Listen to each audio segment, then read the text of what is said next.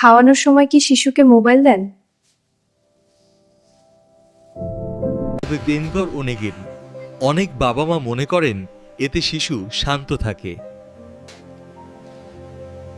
কিন্তু গবেষণায় দেখা গেছে অতিরিক্ত স্ক্রিন শিশুর মস্তিষ্কের স্বাভাবিক বিকাশ ধীর করতে পারে।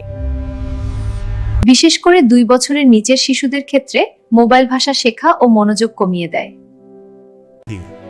শিশুর মস্তিষ্ক সবচেয়ে দ্রুত শেখে মানুষের সাথে কথা বলা ও যোগাযোগের মাধ্যমে।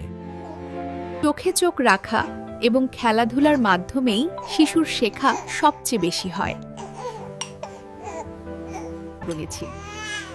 তাই খাওয়ানোর সময় মোবাইলের বদলে শিশুর সাথে কথা বলুন ও যোগাযোগ বাড়াসব। সচেতন সিদ্ধান্তই শিশুর ভবিষ্যৎ গড়ে।